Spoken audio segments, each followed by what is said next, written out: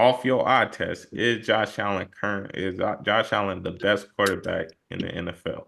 Has Josh Allen put a case together to be the number one, bro? I swear to God, this dude, when you think he's down, when you think he's regressing a little bit, he comes back the next week and he'll throw for 450, 3 TDs, and prove everyone that he's still, I am. I am that guy, you know? And it's just kind of like the Kobe LeBron thing, you know?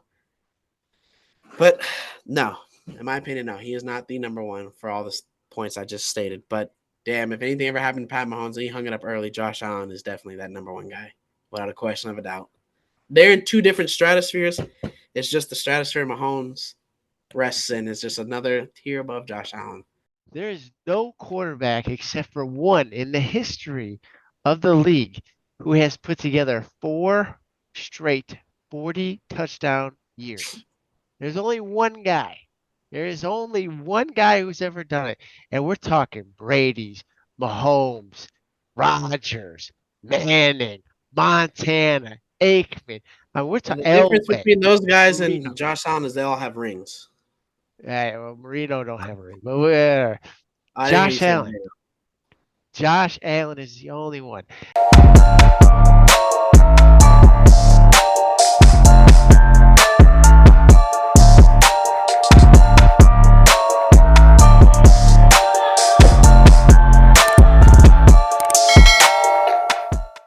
Welcome in to Stand Downs, the sports podcast of the people. I'm your host, Cardi P, here alongside Howard. How you doing, bro? What's good, y'all? I'm doing good. I'm doing actually great. Last week, it was a good week for us Michigan fans. We came out and we took care of business, like I said. We got Alabama out of there. Controversial, play call at the end there. I like to thank Alabama's whoever called the play. That was a great play call. 3-yard dive that went from 1 yard. But yeah, we're on to the next round, national championship against Washington. They got some receivers. They like Penix, which we probably will talk about soon, but I like him a lot. So it's gonna be a tough game, but we're chilling, man. And K-Wall, wait. Before we talk to K-Wall, we gotta say congratulations to the Oh champ. yeah. K-Wall won our fantasy football league this year. His first championship. So congrats, my boy. But how you doing, bro? First of many. This is just one small stepping stone into legendary status. To all you other champions out there, I salute you. I salute you. Congratulations. What can I say? I mean, I've been fighting for this since 2016. I mean, this is probably the most monumental thing I've done in my life. Being married, having kids, military service, that was cool and all, but this hit home. We bleed for this every year, boy, don't we? Congratulations, Howard. Congrats, bro. I'm glad you guys got to the next stage, but you're running into a buzzsaw and panicking them boys, all right? But yeah, I mean, we got a lot of football to talk about, a lot of controversial takes. You got some very important games coming up this weekend too. So yeah. Yeah, definitely. Happy y'all out here. Before we get into it, Happy New Year's to everybody. Hopefully this year will be the year of staying balanced. We got to figure out a name, for the The Mamba people. year. It's the You Mamba know, year. we got to figure out a name for the people that watch us, the people, that support us. We've been having some good conversations on YouTube in the comment section. Some people agree with us, some people don't. But we love it. We love it all, no matter what you agree or not. But onto our picks. So as of last week, K-Wall had kind of a bad week on the picks last week, going 7-8, bringing his total to 127 and 103. Me and Howard, I don't know, for some reason, me and Howard somehow either have a lot of the same picks or something, but we both went 10-5, bringing Howard's total to 126 and 104, and bringing my total to 131 and 99. So, last week, don't call it, it's an easy comeback for somebody. Somebody could come back. Maybe I can win it all. It would be a crazy story if I did win it all, but Yeah, for sure. the way it started off. But it's not about how it started off; it's about how it ends. Facts, big facts. All right, for sure. All right, let's get into what we got to talk about today. So, the Miami Dolphins. A few years ago, the Miami Dolphins decided to draft Tua over Justin Herbert. based off Herbert's talent, a lot of people thought that was a mistake. A lot of people thought that Flores wanted Herbert, and that's the reason that he's not there no longer. But so far, how it's been looking, Tua is making the playoffs, and we haven't really seen Herbert have success in playoffs and things like that. So I wanted to ask y'all, did the Dolphins make the right decision by drafting Tua over Justin Herbert? All right. I know we're gonna have a bunch of Dolphins fans in the comments. They're gonna dick ride for Tua, but you have to admit, if you had Justin Herbert right now, y'all would be a better team. Y'all would be a better team. Can you imagine Herbert throwing 70-yard bombs to fucking Waddle or Hill? Like, Tua has played well. He has done his job. He's done what he's asked. But it is clear that he is a systems quarterback. And Mike McDaniel knows that, and he's playing to his strengths. And he's put a system in to where Tua can be successful. I'm not taking that away from him. Tua's been a very successful quarterback. But come on. If you insert Herbert in there, you immediately get better. You don't have as many limitations to what you can do. And I honest to God, I am fucking glad that they drafted Tua. I am so glad he is a quarterback in Miami and not Justin Herbert. Because I mean, this division would be crazy if he was there. I would have nightmares thinking about Waddle, Hill, and Herbert, and then Achane with all his speed. It would be a disaster. So I mean, you can say Tua's been a little bit more consistent. He's been in the playoffs. Yeah, he's had a better coach. He's had a better team. I mean, where there can be denied. Brandon Staley is awful. I mean, he. I'm not saying he'll never be a good coach, but his first go around wasn't good. Let's just be honest. Talent wise, the Chargers have talent. It's just they don't Abundance produce. of talent. Yeah, they just don't produce. Austin Eckler definitely took a step back this year. Keenan Allen, he's still Keenan Allen, but Mike Will, again, hurt season, gone. What was that, week 4 or something like that? You got the kid they That's drafted the in the best first 4 round. weeks of whoever had him. That was Yeah. probably the best 4 weeks you've ever experienced. You got the kid you drafted in the first round. Hopefully he bounces back, but as of right now, he looks like he's Butterfingers. So it's just, I get it. There's an argument to be made that Tua's had a better career as of right now, which I'll admit he has. But if we're going back in time and we're going to do that draft over, I guarantee that GM is picking Justin Herbert over Tua 10 times out of 10, and it's not even close. That's my opinion. Carol, what you think about this? I kind of agree with Howard. I mean, with what we know now, I mean, going back to that draft, I mean, talent wise, as a player, talent wise, yes. The limitations to Tua and to Herbert, it's a huge gap because I don't even think Herbert's even hit his ceiling yet. He's just so much room for growth. We have yet to see what he can do with a coach that can unlock him. As Mike McDaniel has unlocked Tua and put him in the best position to be successful on the Miami Dolphins with his limitations and with his skill set. And it's the same thing in San Francisco. You know what I'm saying? Obviously, if you put Herbert on the Niners, what could they possibly do? But I mean, really, who cares? Because they're doing it with what they've got, Like in Miami, Tua is the perfect quarterback for the system that they have because he makes the right throws. He hits the guys when they're supposed to. Yes, he has limitations, but you have uber athletic and uber speedy receivers to where you don't need him to throw a 70-yard bomb to get it 70 yards down the field.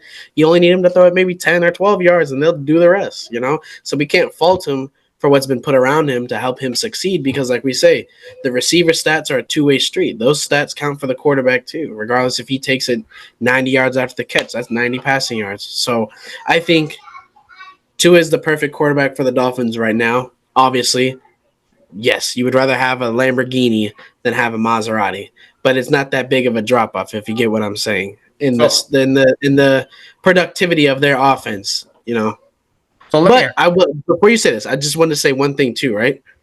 Also, there isn't a big drop off in the talent on this team on offense on the Miami that they have in San Diego or Los Angeles as well. You get what I'm saying? And we've seen Herbert with this same squad for years now. He's had Keenan. He's had Mike for extended times during the season. Yes, he gets hurt. He's had the Austin Eckler's. He's had the expensive offensive line. He's had the expensive defense. He's had similarly maybe the great value version of everything that they have in Miami, and he has yet to elevate them. So I think that's what gives Tua the leg up on Herbert in this discussion is because though, yes, there's a lot of heavy lifting doing by the position players, but Tua is still a part of that ecosystem that is making them successful as well. We can't discredit him either. He's still elevating his game while the players are elevating him, and it's equaling team success, which isn't happening in Los Angeles. You could chalk it up to coaching, you could chalk it up to injuries, whatever you want, or like that. But there's been times when the Chargers have had a clean bill of health for some of their best players, and they haven't even made the playoffs as well. So there's no given that Herbert shows up and they just become this exponentially better team, as well. We don't know that. So It's hard to deny what we see from Herbert with his talent. So it's let me ask you though: would you rather have talent or a winner? A winner. That's Okay, what you're playing for. if you say you would rather have a winner, how can you say you'd rather have Herbert over? I mean, you'd rather have Herbert over too because I feel like Herbert in the right situation can be a winner. But the talent is there. You're telling me that okay, Austin Eckler might have took a step back this year, but Austin Eckler had 3 years before this where Austin Eckler was down there the best running back in the league. That's what I'm saying. Touchdown machine, everything. They've been clicking on all cylinders. You telling me? Go nowhere. You're telling me, and then this is the thing. You're also telling me that Keenan been top 10 at worst wide receiver in the league. They got a bunch of other talent. All right, Mike Williams don't stay healthy, but Josh Palmer seemed like he's a decent wide receiver in the league.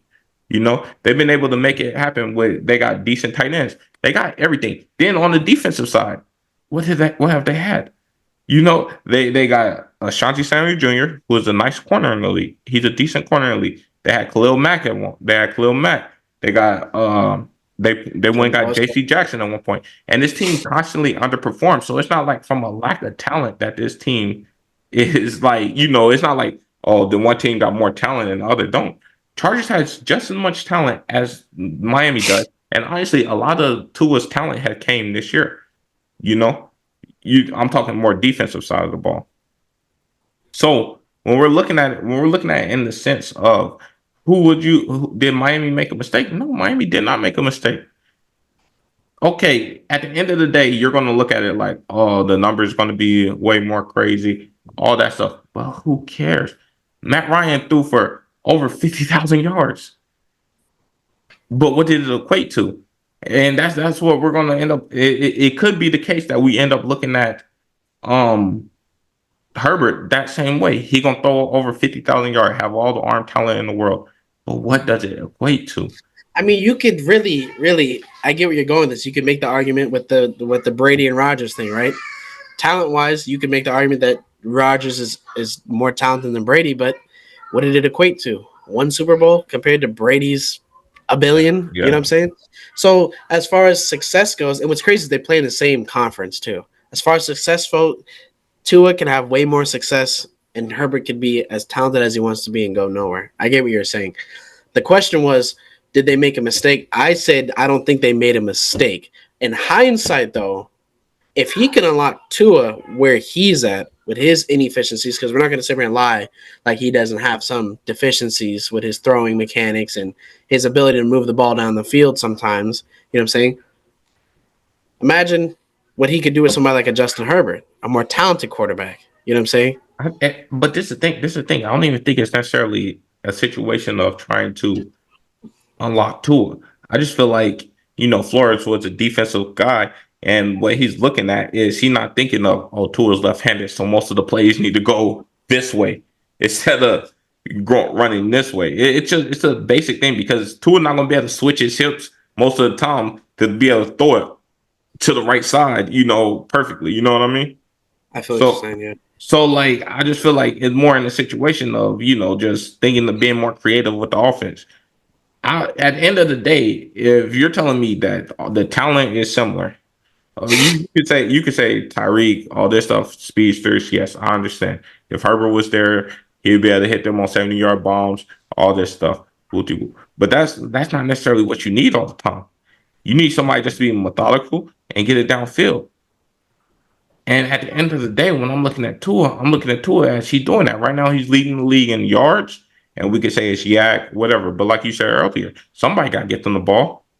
Somebody got to get them the ball in space, because even if you're throwing it in tightly contested and they're making these catches, if they ain't got no space to operate, they're going to get tackled right then and there. They can't throw the ball to themselves. I mean, I'm pretty sure that if they wanted to, they could, but they can't throw the ball to themselves, you know? So you got to give them some credit. Credits were due. But honestly, looking at Miami now, I mean, it's a win-win situation. You take Herbert with this squad, you're going to be successful. You took Tua with a coach like Mike McDaniel, he's going to make you successful or like that. I think the Chargers have to be looking at themselves as though, like, what are we doing with this super talented quarterback that teams are literally killing themselves to come across, and we can't even make the playoffs. We're spending all this money on this team, and we're not even making the playoffs. We're not even being competitive in our own division either. You get what I'm saying? And Herbert not a beacon of health either. Like, yeah, Tua's had his troubles with concussions, all that stuff. But at least with that, no, but like, let's look at it. At least with that, all right, he gets slammed down by bigger guys. Things are happening, whatever. Well, Herbert, it's always some type of freak accident every it's year. like the unfortunate stuff. Like, he's throwing a pass and it hits someone's helmet, and he breaks his finger on his throwing hand. Like, every single year, it's always something unfortunate that takes him out for extended periods of time. I mean, he played through a lot of things, but it's a constant thing of unfortunate things that happen to him. A concussion, anybody can get a concussion. You know, that's just a part of the game of football. Concussions come, concussions go. You know what I mean? But I just feel like with Herbert, it's just. Yeah, but Tua's like one more concussion away from maybe not playing another game of football, because that back-to-back concussion thing that did some damage. Like that was not pretty. What did they do? Once he got that concussion, what did they do? They invested in line help. Don't get me wrong, the line hasn't been exponentially better, but he's not taking the same hits he was like a year or two ago anymore. And that's what you do when you feel as though when you find your guy, you know what I'm saying? Because Tua is probably in that top 20, top 15 range easily. You know what I'm saying? Pushing for that top 10, right? You're going to build around him to put him in the most successful position. I feel like what the Chargers did was they just took the best player available, regardless if there was a fit or not, and just paid him to come there. And that's more or less on the defensive side. They should have been investing that money on their line to protect somebody like a Herbert. You know, you got the draft. You got it right. You drafted the right guy, because we all can agree Herbert is a talented guy who could probably elevate a squad to new heights with the right coaching and all that jazz, right? But they're not investing the money in the right positions. They're just buying the best defensive player there because it feels like the offense is fine. The defense is the problem, but the offense isn't fine if you can't protect the guy, because when he goes down from Herbert to Easton Stick, it's astronomical gap. You know what I'm saying? The whole offense changes.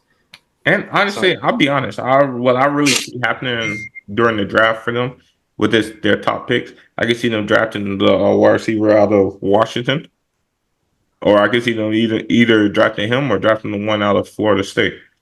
I honestly see with them they probably will take another wide receiver.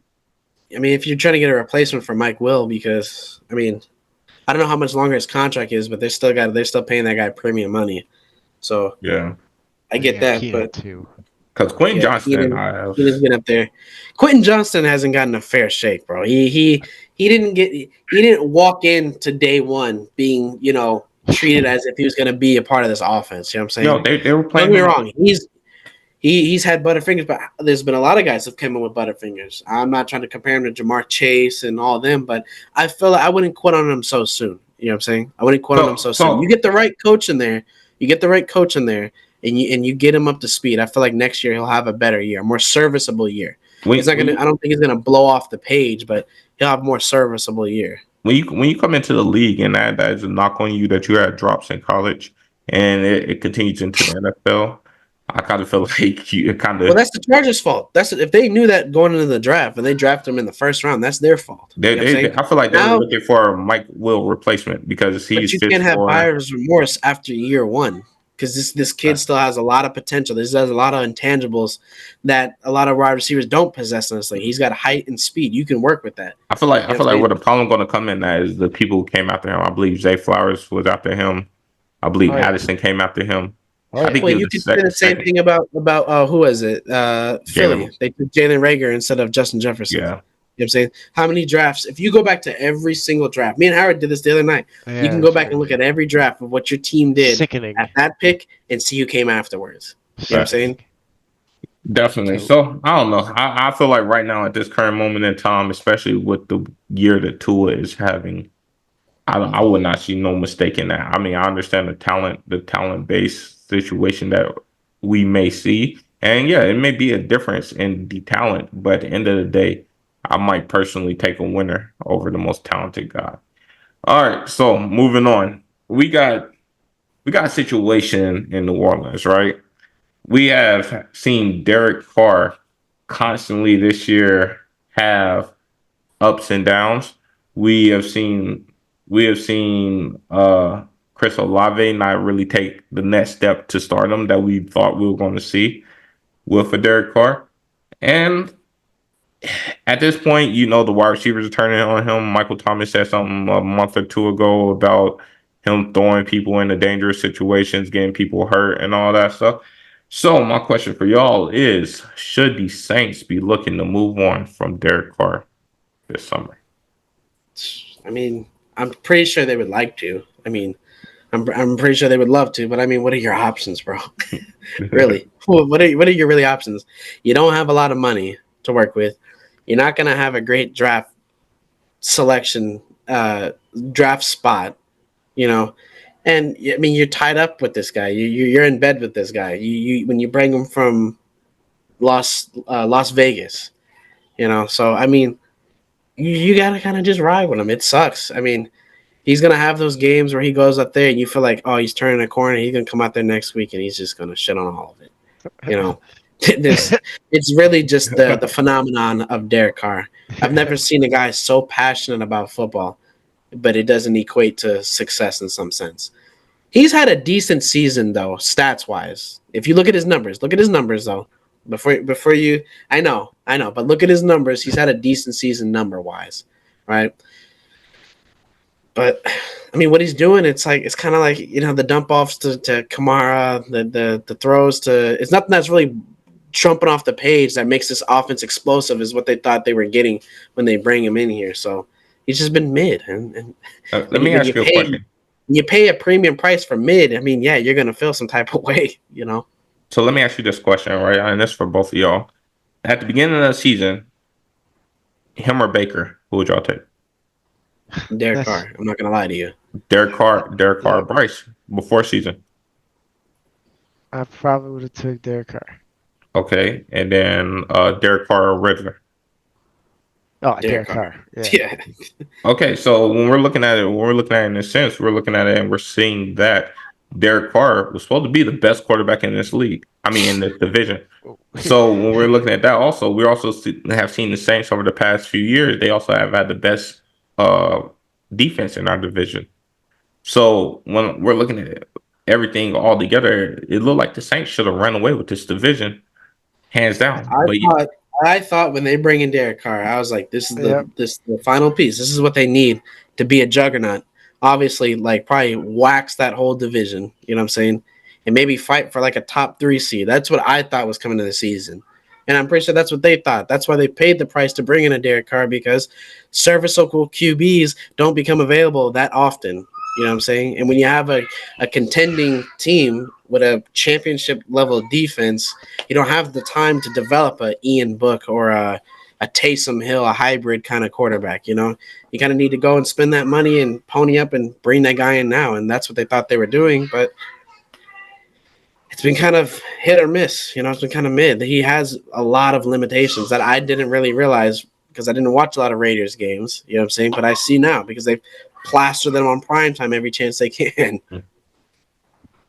Yeah. I'm not gonna lie. This man Derek Carr he's made me look foolish, stupid. Because I I always have kind of been a Derek Carr fan. I've always thought, man, this guy. Because it goes back to his rookie year. His rookie year he looked unstoppable. He looked like, oh damn, he's about to be next top 5, top 10 quarterback for a while. And I just kept believing it, kept believing in him. And I don't know because he throws it like it looks when he throws the ball, it looks pretty. I ain't gonna lie, that shit looks pretty.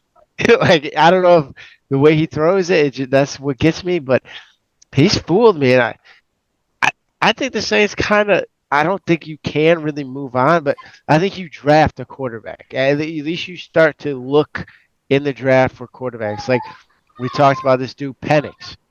You know, if he kind of falls towards you and maybe I don't know about the first round, but if he's falling in the second round, like it might be worth to draft him, have him sit behind Derek Carr for another year and, watch the offense a little bit, kind of get ready for the NFL, maybe work on a little bit quicker of a throwing stance.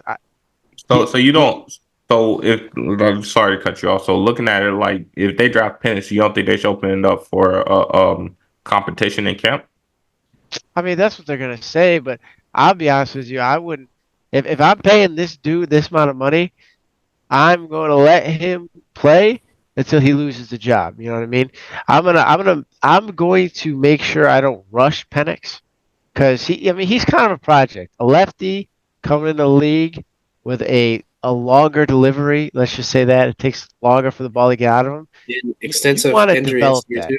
Yeah, you wanna develop that. You wanna find a way and kind of create a system around him like Tua in Miami, to where hey, we're getting the ball out quick. He's not standing there and Yeah, and because taking shots you don't want to do it like Atlanta did. You know what I'm saying? Naming a with new QB every week. Because if you every throw Penix yeah out there, and you keep the same caliber of roster that you have now, that's expecting to be a contending team, and he goes out there and he starts off 1-3. Then you put Derek Carr in there, he starts playing like ass. Then you yeah. go back to Penix, then it's just a lost season. Players are gonna be frustrated, and No, I feel like Vegas did it the perfect way, right? What Vegas did when they finally said we're rocking with O'Connell, we're rocking with you O'Connell. gotta have balls, bro. You gotta have Yeah, balls to do that. You know what I'm saying? That's a whole new regimen there. They owe Jimmy G nothing. You know what I'm saying? facts. But they It's a paid whole him. new regimen. Yeah, Yeah, but they with paid him, and they Penix, look at him. He's sitting his happy ass on the bench, perfectly fine. You know what I'm saying? Like, you think Jimmy G cares? No, the amount of hits Jimmy G is taking. Jimmy G is cool, collecting his check, going to practice, earning his paycheck. That's fine. But the amount, like Howard said, the amount of money you're paying Derek Carr, you would love for him to go out there and be productive and give yourself some time, some flexibility to maybe facilitate a buyout or a trade. But they're not in that position to do that even next year, I don't think. You know what I'm saying? So Yeah, you're they gonna give him. want him to be your guy, but you would Where they hate give to him have like 4 years, 160, right? yeah, you're gonna hate to have 100. You're gonna hate to have $20+ million a year sitting on the bench, just watching, collecting his check. Because win, lose, or draw, you still got to pay him that money. Yeah. But what does it matter? Is it money that matters? Because I get it's a business, but is it the team's success in obviously winning the eventual championship is what you want? At the end of the day, your That's team the your decision you got team to make. will profit more off winning the Super Bowl than keeping the guy. I And at mean, the end of the day, the coach will earn more kudos with the team, not looking into it like that. Like, we're going to roll with the guy who's better, regardless of who makes more money or what. We're going to go with Penix or but whoever's playing that quarterback for us next that year. come down to the coach's relationship with the owner because you got to think most of these owners are businessmen. They don't come from like necessarily football background. Yeah. So But at the same in time, a like, business, if you see your money would going down the drain, just sitting on the bench, it kind of but wouldn't it be going down the drain if he's out there playing and they're playing like shit and then attendance is down because people don't want to come watch them play because they suck too? You know what I'm saying? I don't think they care. I think that TV contract they say that TV contract they say whatever they can say whatever. So back to you, Howard. So you feel like the best move is for them to ride with him for at least another year and I draft mean, somebody. you kind of have to because you can't. I mean, a lot of these teams are just sitting here fucking signing these quarterbacks to massive ass deals, and then like the Wilson thing, you don't want to have all this money tied in this guy and have to cut him and pay this dude not to play a down of football for you. You don't want to do that, and you also don't want to kind of draft a guy that needs a little bit of work and throw him right to the wolves right away. So I think I don't want to say it's a perfect situation, but it is a situation where I think a guy like Penix, this is the way you want him to come in the league because they have receivers around him. And you see in Washington, when he's got receivers, he's got playmakers around him, the dude can play. Like he can win you games. He can deliver the ball. He can deliver the ball on time, and it's right where it needs to be. It's not like these guys are making crazy catches. I mean, he's dropping the ball right in the breadbasket every time. Now, like I said, the game's so fast in the NFL, so you're gonna have to find a way to get the ball out faster, use motion, but you ease him into it. And So who this else is better sorry. to sit there and kind of get the brunt of it, or get the fans to kind of, I don't want to say hate him, but get the fans to just get disgusted with than this overpaid quarterback you got. That, I mean, he's still going to collect a check, so he might as well be useful and kind of be a punching bag for a year. You know what I mean? I hate to say it, and I hate to be that guy to make Derek Carr a punching bag because he already was in Oakland or Las Vegas. But I mean, he's kind of got to do it again. I mean, Do you want to hear his contract details? So yeah, for guaranteed, he's definitely playing for the Saints next year. He's yeah. probably going to be the starter. 2024, he has a 35.7 million salary cap hit, 30 million base salary, 5.7 million signing bonus. That's fully guaranteed. There's no getting out of that one. 2025, he has a 45.7 million salary cap hit, a 30 million base salary, 10 million roster bonus, 5.7 signing bonus, right? He also has a no trade clause with the Saints as well. So he's definitely going to be there next year, 2024. So I'm sorry, Saints fans, but there's a way they can get out of it in 2025. 10 million of his portion of his 25 base salary will become guaranteed if he's still on the roster. There's also that Russell Wilson clause in there too. If he's injured, where does it say? His 2025 base salary is only guaranteed for the injury if he's injured. So what happens in 2025? They're going to put him on the shelf 2025, make sure he doesn't get injured, convert his salary to a bonus, some kind of way to not affect the salary cap, and he'll probably be out of there 2025. But there's financially, physically impossible that he's not on the Saints next year. I mean, yeah, definitely. But my thing is, I don't know. This may be just looking at it from my point of view of this year. The best experience is getting on the field.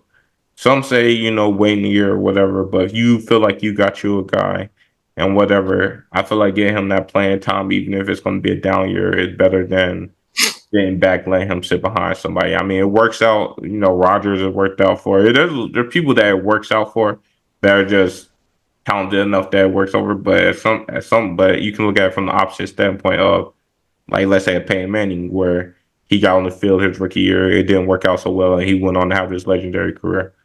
But I mean, we'll see what the Saints' plans for Derek Carr will be. All right, so there's a guy in Indianapolis, who took over when their starting quarterback Anthony Richardson got hurt this year. And that's Gardner Minshew. Gardner Minshew is having a decent year over. I think he had 3,600 yards so far this year. So my question for y'all is: should a team look at Gardner Minshew for a starting job next year? And if so, what team? Um, I think I think it's a very specific situation that Gardner Minshew should be looked at as a starting quarterback. I think it's a situation to where you're in the position where you're getting rid of your quarterback you have right now because whatever reason the Mariners isn't working out, right? You don't have a good enough or high enough draft pick, or you don't love the talent at the quarterback position where you are drafting, so you're not really in love with any of the quarterbacks coming out. You don't want to pay a premium to get a Kirk Cousins because he's older, and you don't think you have the team to kind of make a run right away and use his talent. So you're kind of in a spot where you're like, well, I need a quarterback, but I don't like any of my options. You can go get a Gardner Minshew, and he's going to get decent money. It's not going to be great money. It's not going to be, top 10 quarterback money, but he's going to get paid a little bit. I mean, he's about to take them potentially to the playoffs this year. Yeah, I think you would look at Gardner Minshew as an option. I think he's far better as for their team to have as a backup, because as a backup, this is exactly what you want. Like, I mean, this is what you pay your backups to do. And a team that could possibly do this, the Raiders, because they don't have a high enough draft pick, right? To where they're not going to get one of those top guys. So you can look at a Minshew and, all right, if Minshew comes here, are we going to win? Probably not. Are we going to be in a position to draft a quarterback the next year? Yeah, probably. I will probably have a top 10 draft pick. So I think that would be a certain situation where he would flourish. It's very specific. I don't think teams are going to look at Gardner Minshew and be like, nope, that's my franchise guy. I'm going to lock him up for 5 years, sign him up, or 60 mil guaranteed, all this crazy shit.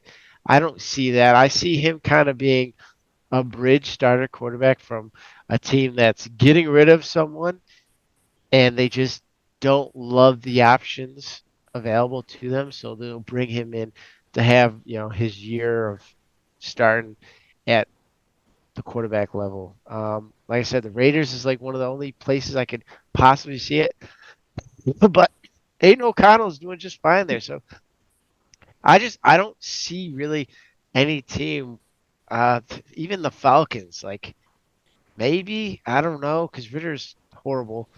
And I don't think they're really in love with any other option on their team. And they've won too many games to really be in a position to get a top prospect, the quarterback. So it's a very specific place he's got to go. And I don't see too many places, too many options for him to be a starter.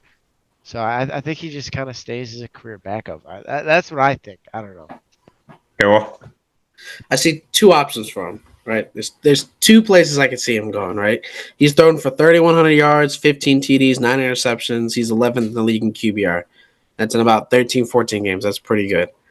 I think he should stay right where he's at in Indianapolis, because unless Anthony Richardson changes his playing style, he will continue to have extended time on the IR or be injured. And I'm not wishing on injury, but he's made his way into becoming the starter of the Indianapolis Colts by just being signed as a backup, right?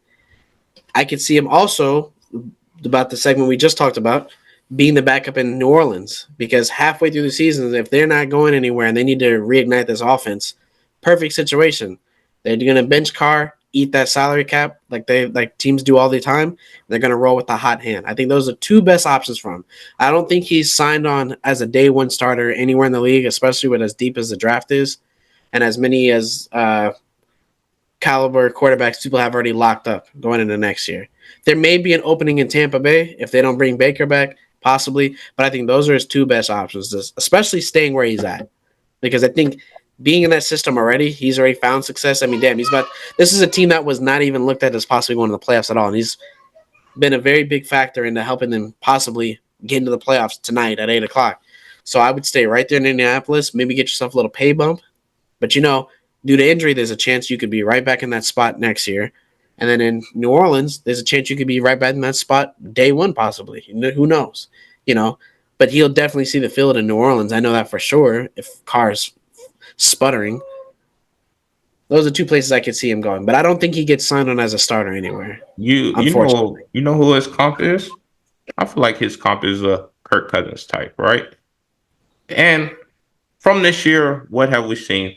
He took Michael Pittman, who we always thought was a great talent, but maybe quarterback reasons, it was a problem that was not helping him get to the level he needed to. But he made that. He took a Josh Downs, and he made him look like a really good rookie. So he is a starter, and the one place he'll be a starter in is in Kirk Cousins' old home, Washington. I feel like Washington is the perfect place for him to go. I feel like you got Terry McLaurin, who for some reason it's been a down year, and I feel like he's the Michael Pittman type. That's a Michael Pittman comparison. I feel like Gardner would be perfect to revive Terry's career, I guess you could say. And then who else they got? Jahan Dotson, the Josh Downs type, who you could definitely 1,000% revive. I feel like Washington would be the perfect place for Gardner. And if I'm Washington and I can get him at a cheap deal, I don't know what his contract situation, if he's a free agent or whatever. But if he's a free agent, I'll go sign him. Because to me, what I look at is if Geno can get a second chance in the league, Gardner definitely can get a second chance in the league also. Because, they're about the same, around the same in talent wise, where we'll rank them. I don't know, wherever you'll rank them, they'll probably be back to back, Gardner and Geno. So to me, it's Washington 1,000%. And I feel like Washington, because for Washington, I feel like they don't necessarily need to 1,000% go draft a quarterback this year. They could fix other areas in their offense or defense. Maybe beg to differ. Huh? I mean, so because they're gonna have a pretty high draft pick, right? But And if but a they Drake don't. May sitting there, They what do gave you mean up they on a don't? lot of their talent. They traded away a lot of their talent. So Their they need to defensive talent, fix. but that offense is still intact though. But They they still got defense. the That's what I'm Griffin and they saying. still got Brian Robinson. I'm seconding what you're saying. That's what I'm saying. Yeah, Yes. definitely. What I'm asking you now is if they do draft a guy, fourth overall, fifth, wherever they draft them, a quarterback, do you bring in Gardner Minshew maybe to challenge him in training camp and maybe he could sit behind him for a year? I Uh, don't think anyone's going to sign Gardner to be, and it sucks because I think he can grow into that role of possibly holding it down like a Kirk Cousins type. But I don't know if anyone gives him that chance. But as much as talent that's coming out in this draft at the quarterback, because it's like you sign Gardner Minshew, right? But you skip on like a Drake May or you skip on a so Penix or a, what's the other guy that's out? You know, the one of these. Daniels. Yeah, Daniels, So Jaden Daniels type, the guy who just won the Heisman. You know what I'm saying? so if we're looking at it right, this is what I'm saying. Right, I like a lot what Howard said. Howard said he's a good bridge quarterback. Right. And I feel like while you build up the rest of the talent on your team, he can give you a solid 2 years as a starter. So when are ready to go draft that quarterback in a couple of years, you got the team made around him. Instead of sitting here going ahead and drafting the guy, letting him take his lumps. He don't really got no talent. Like he's gonna have talent on offense, but he ain't gonna have no talent on defense. They got a lot of positions that they need to fix right now before they're ready to go draft their guy of the future. And as a bridge guy, Garner could get you 7 to 8 wins a year. You might be in that race, especially in the NFC, to make a playoffs or whatever. And I feel like that'd be the perfect bridge guy to get you through for the next couple of years while you're trying to get the rest of the team together. So here's the only problem. As of right now, the Commanders do hold the number 2 spot. So this really, I mean, I can see your point, but this really depends on what happens in the draft. Like if the Bears do what the Bears fans are calling for them to do and draft Marvin Harrison Jr. with that first pick, there ain't no way in hell that the Washington's And passing up on Caleb Williams. Caleb Williams Yeah, is from Washington there too. is zero chance. I don't like, yeah, and it's nothing against Gardner Minshew and who he is as a person, but there's zero chance, especially if Bieniemy's there.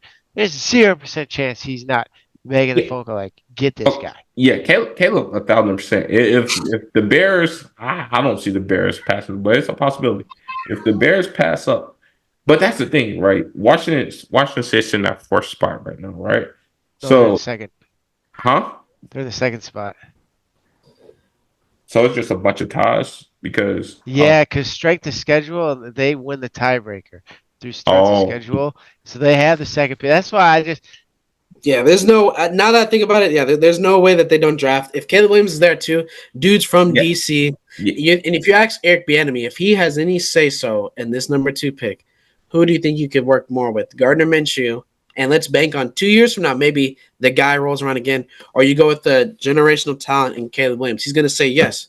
So I Take don't Caleb see that. Williams That's the thing. I don't because see Caleb. you rather have your quarterback situation figured out and set in stone, and you can go and figure everything else out because that's the least of your worries is where your quarterback play is coming from. So I That's how mean, teams are the way sometimes built. the way I was looking at it, I wasn't looking at it from a standpoint that Chicago is going to pass up on. I didn't know Washington had the number 2 spot either. Yeah, Now I that thought. kind of changes everything too. Yeah. Yeah, I wasn't looking at it from that standpoint. I'm looking at it from the standpoint that all right, Caleb, because if it's between Drake May and Gardner, I'd rather take Gardner for a couple of years, draft Marvin Harrison Jr. and then Now, this is all speculative. This is all yeah, that's speculative, what I'm saying. right? That's what I'm saying. Because But what if if Drake it, May does turn into something, right? And that guy 2 years down the road isn't available. You know what I'm saying?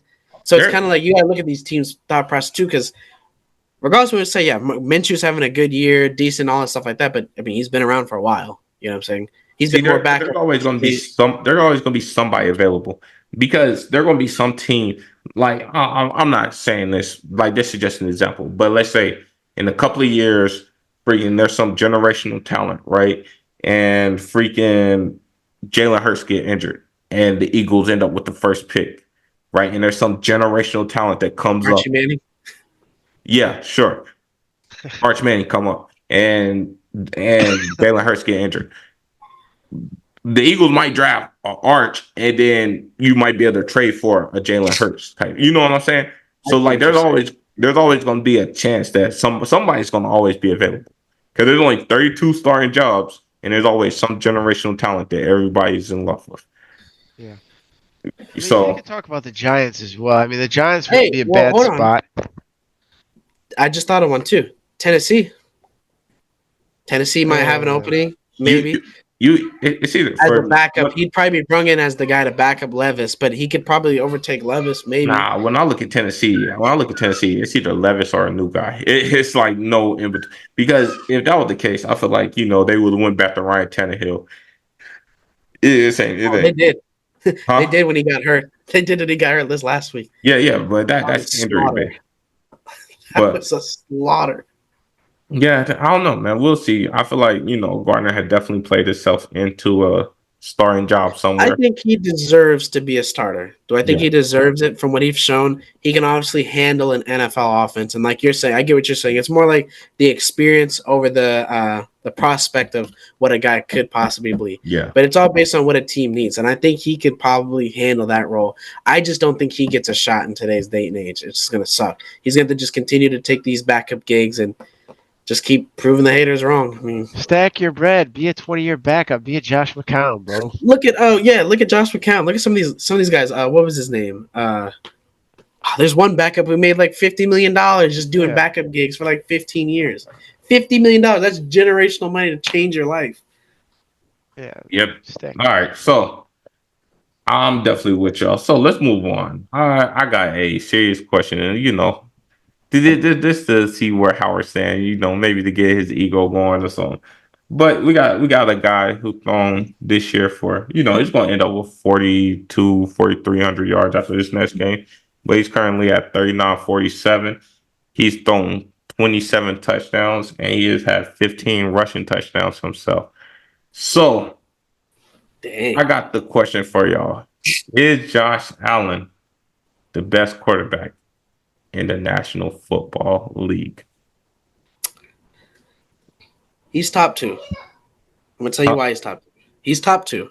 Man, I don't if think you're he gonna is say the top two, just okay. say No, two. no, no, no. He's not the best in the league. He's number two. All right. He's put a compelling case together to be the best, though. Right, being seventh in the league in yards, seventh in touchdowns.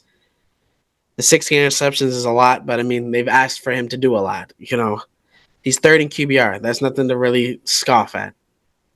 The reason why I can't say he is the number one QB in the league is because a guy named Pat Mahomes, and I'm not trying to dick ride. I know y'all in the comments going to go crazy, is still there. And Pat Mahomes, for the first time in his entire career, is having what we would call a down year or his first tumultuous year. You know what I'm saying? He's had a couple speed bumps.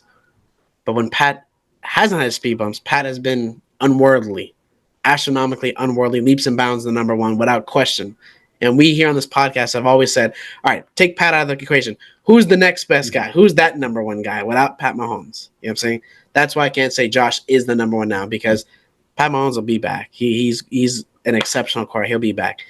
But damn, has Josh Allen put a case together to be the number one, bro. I swear to God, this dude, when you think he's down, when you think he's regressing a little bit, he comes back the next week and he'll throw for 450, 3 TDs, and prove everyone that he's still, I am that guy. And it's just kind of like the Kobe LeBron thing. But no, in my opinion, no, he is not the number one for all the points I just stated. But damn, if anything ever happened to Pat Mahomes and he hung it up early, Josh Allen is definitely that number one guy, without a question of a doubt. They're in two different stratospheres. It's just the stratosphere Mahomes rests in is just another tier above Josh Allen. So Howard. now I will agree with you career-wise, yes. But now, are we objectively just talking about this year? Because if we are talking about just this year, I don't think, without a doubt, he's the best quarterback in the league. No. I don't want to go off this year because then people gonna bring in stats and all this stuff. Off your eye test, is Josh Allen Josh Allen the best quarterback in the NFL? To me, I'm gonna have to. I'm obviously gonna ride for my boy. Y'all are gonna know this. Patrick Mahomes haters, whatever, your rings, whatever, yada yada. But here's a stat that is pretty alarming to me. There is no quarterback except for one in the history of the league who has put together 4 straight 40 touchdown years. There's only one guy. There is only one guy who's ever done it.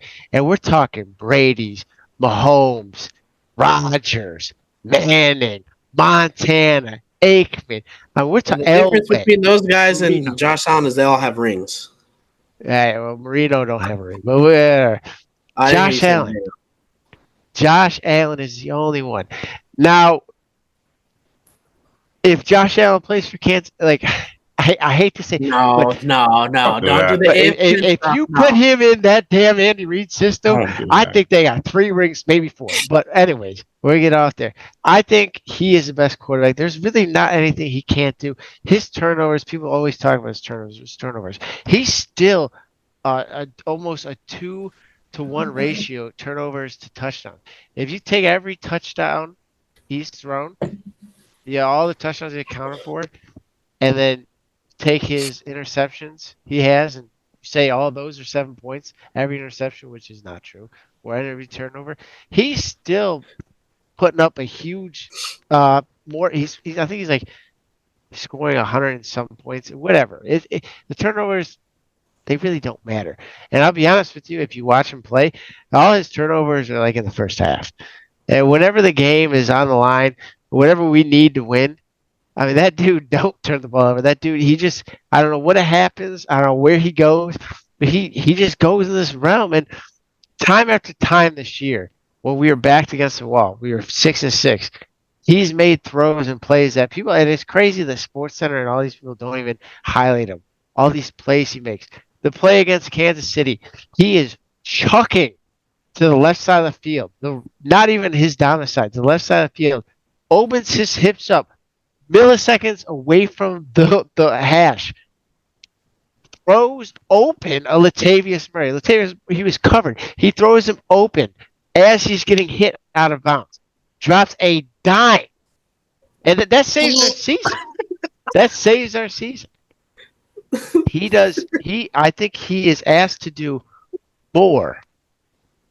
He is asked to do more than any other quarterback. The other quarterback. You can't hold that against other quarterbacks that their GMs put them in a position. I'm not holding it against. I'm just saying. The thing is, Josh Allen has had a lot of talent in Buffalo as well. We're not going to say that he's had deficient of talent. He's had arguably a top 10 receiver the entire time. They've drafted well, right? You guys have had your opportunities time and time again, and every year you run into Pat Mahomes and you can't finish the job.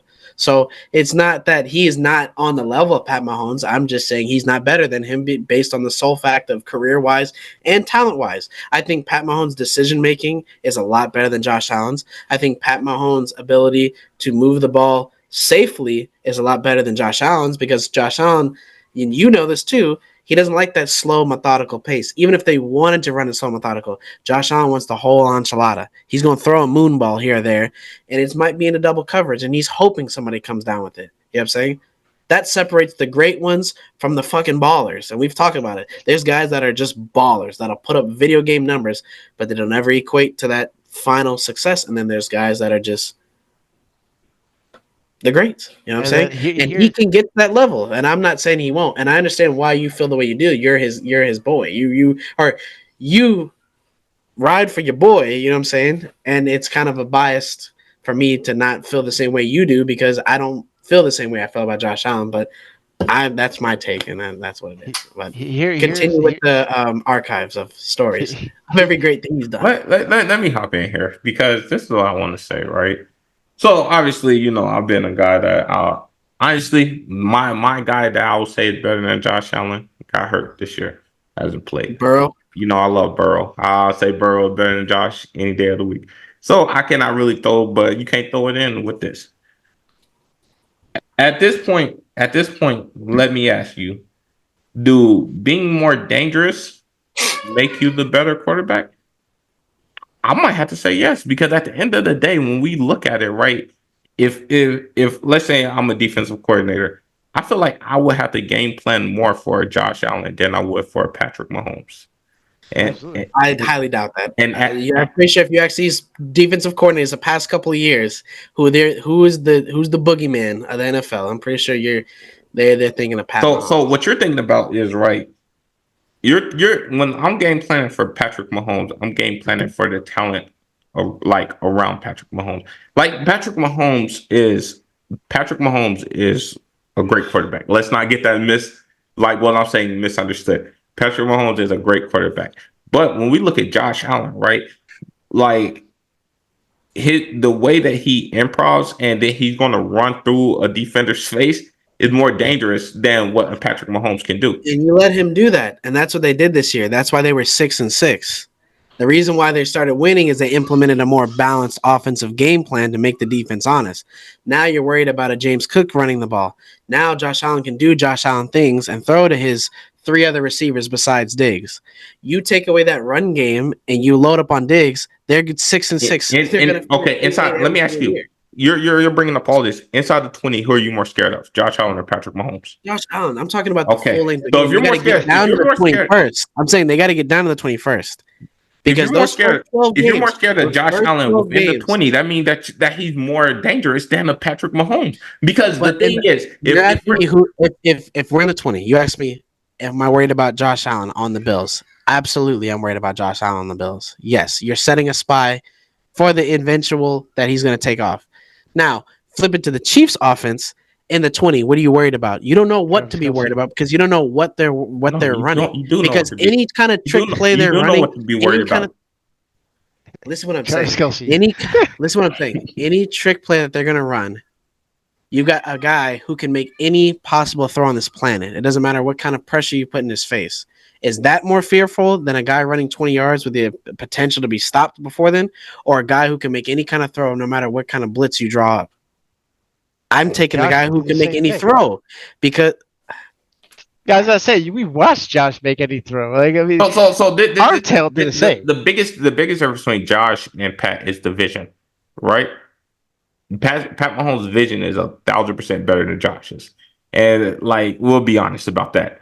Because plays that we think are dead, Pat Mahomes will find somebody in the back of the end zone. Pat Mahomes will find somebody in that little creek. Pat Mahomes' vision is better than Josh Allen's. But as a physical specimen, Josh Allen is way more dangerous than a Pat Mahomes. My thing is when we're looking at it, right, we're looking at a guy that can jump over people, run through people, all this stuff. And I've been the most critical about Josh Allen. So coming from me, this is great. And with that said, right? With all that said, as great of a season as Josh Allen is having, and as a deficient of a season Pat Mahomes having, he still has more passing yards than him, a better QBR, a better touchdown interception ratio, and they both have 27 touchdowns. But how many rushing? 15. How many rushing do? Okay, are they running backs or are they quarterbacks? Okay, because Josh Allen can run, good for him. That's him. When they bring up the 27 touchdowns, I don't know on ESPN if they're talking about passing or if they're talking about total, but Pat Mahomes can scoot too, but Josh Allen, that's the way it's drawn up for him. It's for him to put himself in bodily harm to run. You know what I'm saying? So they don't need that guy. I'm with you. And this is what Pat Mahomes with no sustainable receiver at all, still throwing for 4,100 yards, 4,200 yards. The exact amount of passing TDs. You don't just do that with no talent. Allen has Diggs. He's got a guy in Gabe Davis that they paid. He's got a Dalton Kincaid. He's got a run game, all that kind of jazz, right? So I'm gonna tell you this. Travis Kelce, who's aging by the day, and Isaiah Pacheco. He's got and Rashee Rice, less interceptions.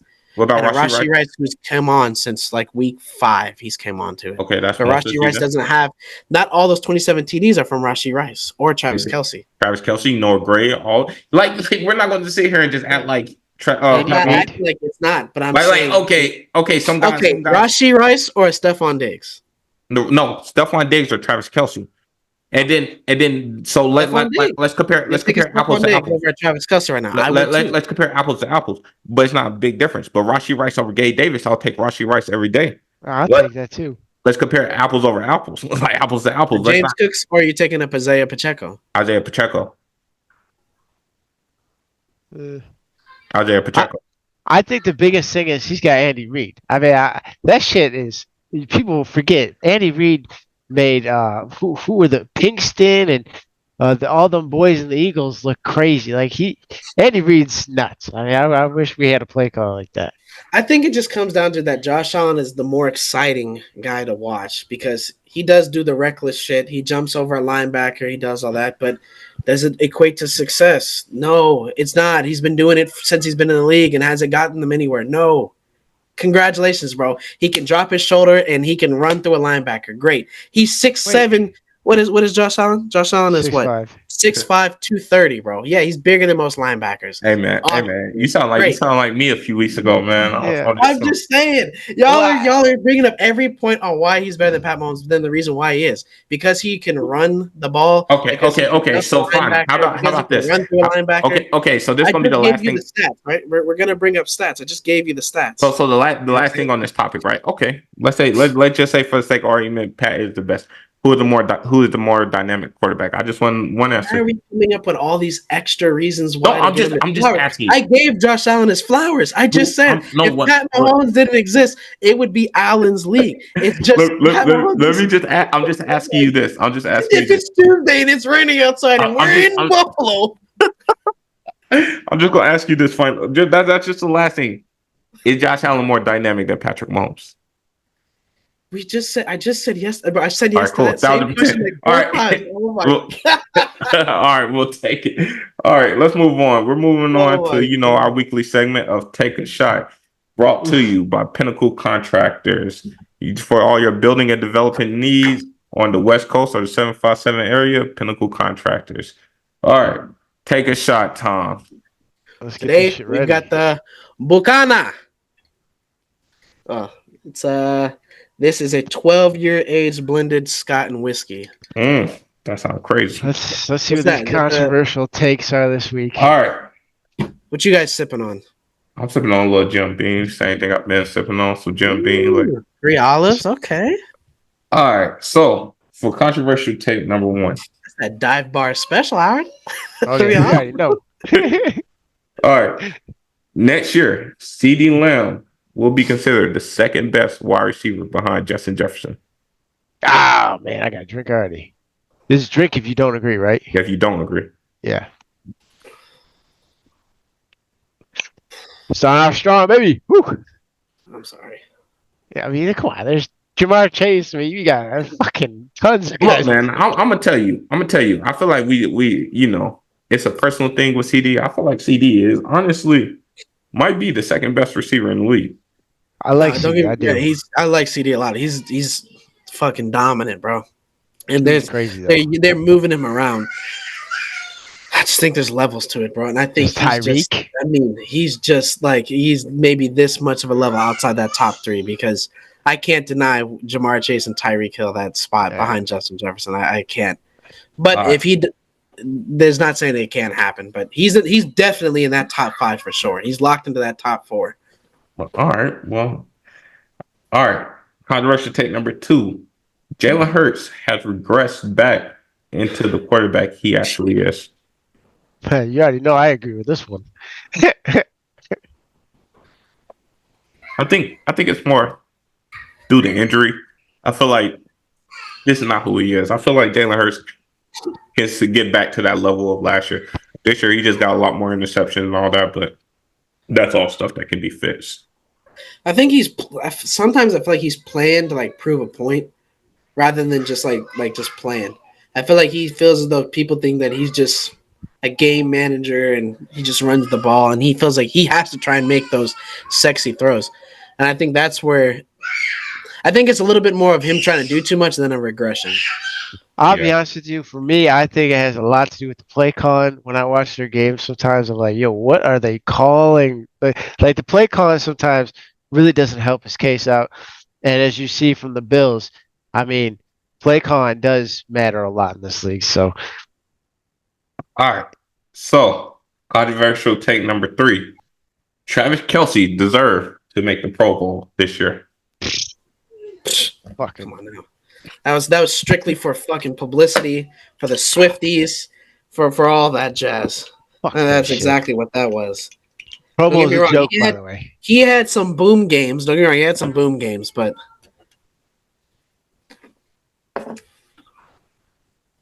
Shit, throw Dalton Schultz in there. He had a hell of a year. what's gonna happen is Kelsey's been preserving his body this whole year, and he's Well, here gonna it go is. nuts in the playoffs. Watch. Yeah, all right. Let's see. All right. Number 4.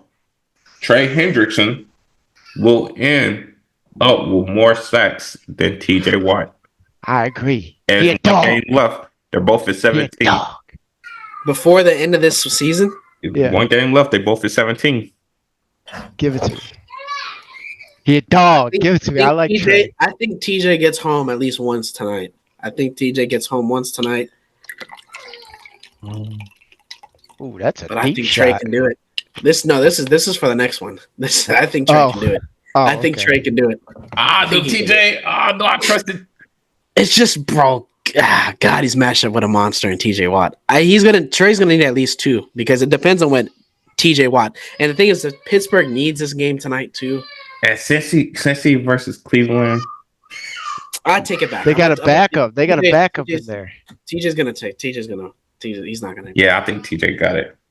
Yeah, I'll ride with you, Trey. I'll fuck All with right. you. Final controversial take. Kyron Williams is a better running back than James Cook. Woo!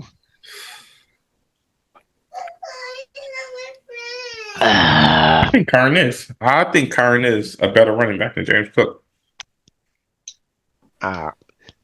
So it's if you don't agree, you'd have to drink, right? Yeah. Yeah, you don't agree. Yeah. No, I agree. I think Kyron Williams is a little bit better. Alright. A better runner.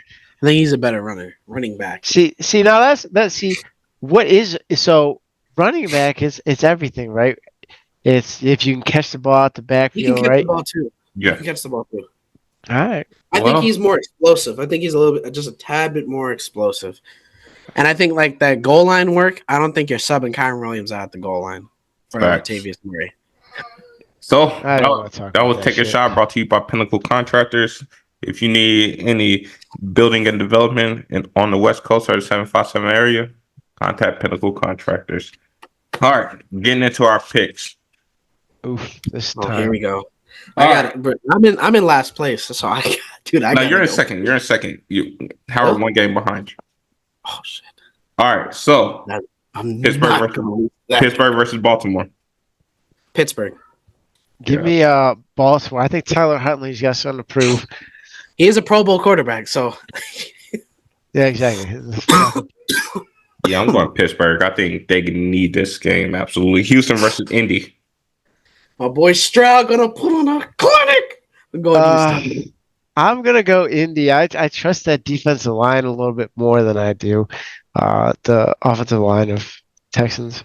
CJ been coming through when needed, so I'm gonna just give CJ the nod here. Tampa Bay versus Carolina.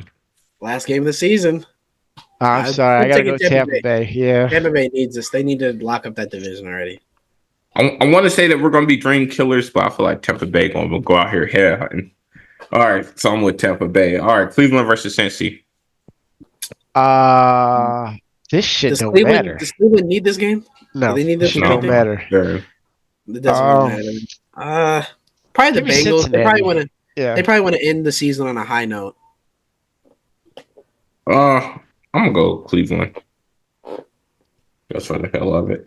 All right, Minnesota versus Detroit. Does this shit Detroit don't matter. need this? Oh, Detroit's still playing for that number 1 seed, so Yeah. I'm gonna take Detroit. Yeah, Detroit. Yeah, I'm gonna take Detroit in this also. The Jets versus New England. I don't know, bro. Jets. It's a coin flip. New I don't know. England's Maybe, not winning this game. I don't They know. are desperate. Jets. Yeah. I'm gonna go off the limb. I'm gonna take New England Okay. at home. Maybe they want to end the season on a high note. Who knows? I'm gonna take New England. All right. Atlanta versus New Orleans. New Uh Orleans needs this. They have to win this game, bro. They have to. But I'm gonna take the Falcons to be a spoiler because if they're not going, nobody else is. So they're gonna bring the Saints down with them. yeah, I think Derek Carr shows his ass, and I think the Falcons win as well. I think think the the lights Falcons are win. too bright. I think the lights get too bright for Derek. I think the Falcons. So I'm gonna trust in the New Orleans defense. I'm gonna go New Orleans. All right. Jacksonville versus Tennessee. I got Tennessee. I think I got that Tennessee at home boy too. Me too. They're gonna play spoiler this week, Vrabel, Will Levis, D Hop. D Hop's paying for incentives too. He's close to getting like 7,500. especially if they It's a roll there game with. time decision on Trevor. Dude, he has to. He has to play. I don't care what it is. All right. If I'm gonna I'm go Trevor Jacks. Lawrence, I'm pushing the play. I'm I'm gonna go pushing. Jacks. Dude, your whole season relies on this. Seattle versus Arizona. Seattle. Arizona. Why not? Last game of the season. Why not? Fuck it. We're not getting Beat the number one Philly. pick.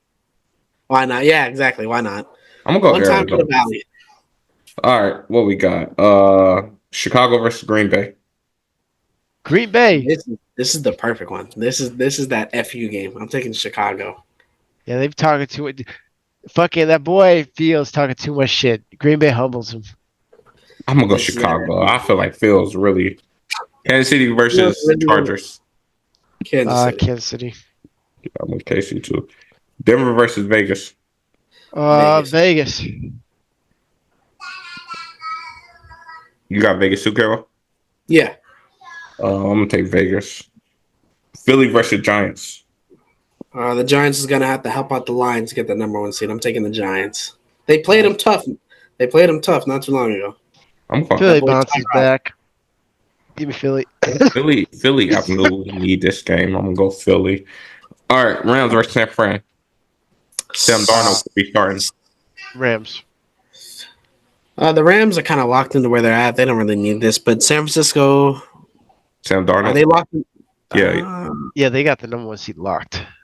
Okay, well then, yeah, the Rams. Then I'll take the Rams. Yeah, I'm gonna take the Rams myself. All right, Dallas versus Washington.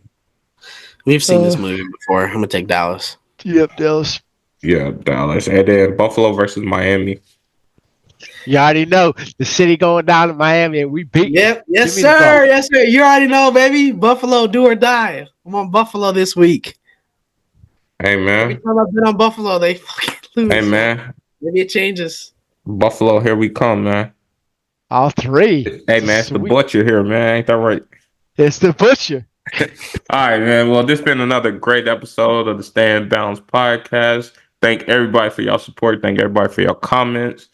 And we'll see y'all next time. Good night. Hell yeah.